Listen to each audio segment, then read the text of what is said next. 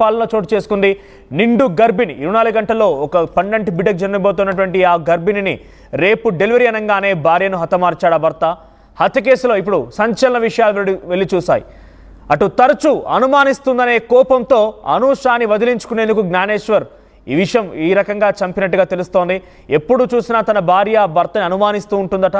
ఈ నేపథ్యంలోనే ఎప్పటికీ టార్చర్ ఏంటి, ఈ యొక్క అనుమానం ఏంటి, తనని వదిలించుకోవాలనే ఆలోచనతో అనూషాని ఆ భార్యని జ్ఞానేశ్వర్ భర్త చంపినట్టుగా వెల్లడించినట్టు తెలుస్తోంది. అనూష గొంతు నిలిమి చంపాడు భర్త. జ్ఞానేశ్వర్తో అనూషకి 2022లో లవ్ మ్యారేజ్ జరిగింది. మధురనగర్లో కాపురం పుట్టారు జ్ఞానేశ్వర్ అనూష దంపతులు. అనూషతో ప్రేమ పెళ్లి విషయాన్ని తల్లిదండ్రులకు జ్ఞానేశ్వర్ చెప్పలేదు. అయితే విశాఖలో ఉద్యోగం చేస్తున్నానంటూ తల్లిదండ్రులకు అటు జ్ఞానేశ్వర్ నమ్మించినట్టు తెలుస్తోంది. అనూష తండ్రి గతంలోనే మృతి చెందారు. తల్లి అందురాలుగా ఉంది. అయితే ఈ నేపథ్యంలో ఎవరు లేరు తనకు వెంట, అంతా కూడా ఏం చేసినా నడుస్తుందిలే అని చెప్పి జ్ఞానేశ్వర్ అటు తన తల్లిదండ్రులకు కూడా ఈ విషయాన్ని చెప్పకుండా గోప్యంగా ఉంచి ఉద్యోగం చేస్తున్నారంటూ నమ్మించి పెళ్లి చేసుకొని ఏకంగా ఆ అమ్మాయిని లవ్ మ్యారేజ్ చేసుకొని గర్భం వచ్చేలా చేశాడు. ఆ తర్వాత పలుమారు అనుమానిస్తోందని చెప్పి ఇక కారణం ఏదైనా కానివ్వండి, ఆయన చెప్తున్న మాట అయితే అనుమానిస్తోంది అని చెప్పి కోపంతో రకంగా చేశాను, గొంతు నిలిమి చంపేస్తానంటూ భర్త చెప్పినట్టు తెలుస్తోంది. ఒకసారి ఈ ఘటన పైన అటు అనూష తల్లి మాట్లాడుకొచ్చారు. ఎటువంటి అనుమానం ఉంది, వారు ఏ రకంగా తన కూతురుతో మాట్లాడారు, చివరి నిమిషాల కూతురు ఏం చెప్పింది, ఒకసారి తన మాటలో విందాం.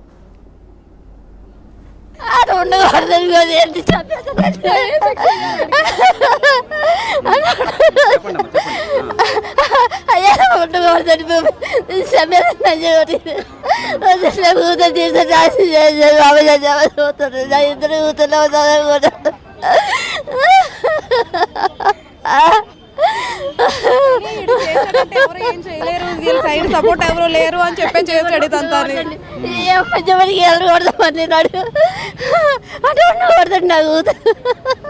అన్ని చంపేదాన్ని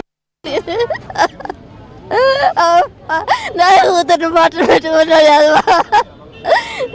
నేను అన్నది అయిపోయినా ఎదురు కూతుర్లో నన్ను చూడగలుగుతున్నాను. నా కూతురు ఎత్తిపోయాడు బాబాయ్. నా కోట్ల పని కూతురు ఎత్తిపోయాడు బాబాయ్. అది బాయ్ అది ఉండకూడదు. చూడండి, ఆ కన్న తల్లి అందురాలు, తనకిద్దరు పిల్లలున్నారు. అనూష అనేటువంటి తన కూతురు లవ్ మ్యారేజ్ పేరిట జ్ఞానేశ్వర్ని పెళ్లి చేసుకుంది. అంతా బాగానే ఉంటుందిలే అనుకున్నాం. కానీ ఇంతలో ఈ రకంగా దారుణాన్ని గొడిగట్టాడు జ్ఞానేశ్వర్ అంటూ చాలా పెద్ద ఎత్తున రోధిస్తోంది. ఒకసారి ఆ తల్లి బాధ, తల్లి షోక్ ఎవరికి అర్థమవుతుంది చెప్పండి. ఒకసారి దీనికి సంబంధించి ఆ కుటుంబీకులతో ఆర్టీవీ కూడా మాట్లాడించింది. వారు ఏం మాట్లాడారో చూద్దాం. నిండి గర్భిణి మరో 24 గంటల్లో డెలివరీ అవుతున్న అనూష అయితే అతి ఘోరంగా తన భర్త పేకను మీద చంపేశాడని చెప్పి వీళ్ళు కుటుంబ సభ్యులు ఆరోపిస్తున్నారు. అనూష సోదరం అంతా పాటు ఉంది. అమ్మ అసలు ఏం జరిగింది చెప్పండి. అసలు ఎప్పుడు పెళ్ళి అయిందమ్మా? ఎన్ని రోజుల క్రితం పెళ్ళి అయింది? 2 సంవత్సరాలు అవుతుంది. 2 సంవత్సరాల క్రితం ప్రేమ అని చెప్పి పెళ్లి చేసుకుని మోసం చేశాడు.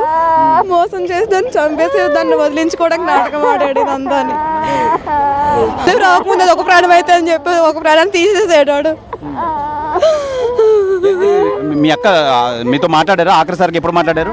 నిన్న ఉదయం మాట్లాడింది, నవ్వుతూనే మాట్లాడింది, బాగానే మాట్లాడింది. నొప్పులు రావట్లేదు, ఇంకేమి రావట్లేదు అని చెప్పి. రాత్రి కూడా డెలివరీకి నేను జాయిన్ చేసిన ఆడు ఒప్పుకోలేదంటే నేను చంపేయడానికి ఆడికి ప్లాన్ చేశాడు. ఆడు ఫ్యామిలీ వీళ్ళందరూ కలిపి. ఈ రోజు డెలివరీ అవ్వాల్సిందమ్మా? ఈ రోజు డెలివరీ అవ్వాల్సింది. అసలు నేను నైటే జాయిన్ చేస్తామంటే ఆడు ఒప్పుకోలేదంట.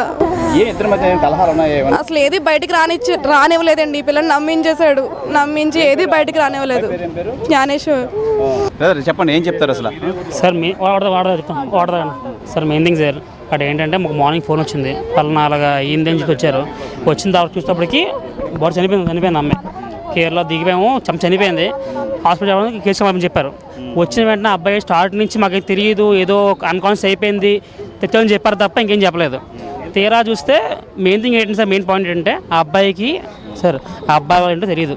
అతనికి మ్యారేజ్ అయ్యింది, ఇలాగ ప్రెగ్నెంట్ అయ్యింది, అబౌట్ డెలివరీ ఏంటో తెలియదు. ఈ రోజు కానీ దాటితే మాత్రం కన్ఫర్మ్ అయిపోద్ది. దానికోసం నైట్ స్టెప్ తీసుకోవడం ఇంకేం కాదు. మరి నైట్ ఏ గొడవ తెలియదు, మార్నింగ్ చెప్పేశారు అంతే. మార్నింగ్ కూడా ఫస్ట్ ఒప్పుకోలేదు. తర్వాత జరుగుతున్న కొద్దీ ఏమైందంటే చెప్పాడు. ఫస్ట్ చేతితో పేపర్స్ని చెప్పాడు. తర్వాత ఇప్పుడేమో అందాక పోలీస్ గారు చెప్పాడు చున్నీతో చెప్పాడు. అంతే ఇంకేం కాదు. చున్నీతో పిసికేసాను, ఆ పేక పిసి చంపేసాను అని చెప్పాడు అంతే. పిఎం పాలన స్టేషన్కి వెళ్ళిపోయారు అబ్బాయి. ఇప్పుడు అమ్మవారు వచ్చారు. అది మాచూరు ఉందండి, మాచూరులో ఉంది. ఆయనకి ఎలాంటి శిక్ష విధించాలని చెప్పి మీరు కోరుకుంటున్నారు? మళ్ళీ ఏ ఆడదానికి ఇలా జరగకూడదండి, ఇలా నమ్మించి మోసం చేసాడు. నడక సరే శిక్ష చేయాలి. ఆడు ఉండకూడదు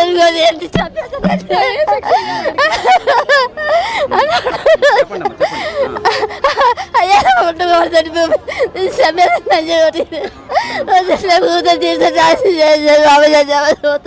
ఇద్దరు కూతుర్లో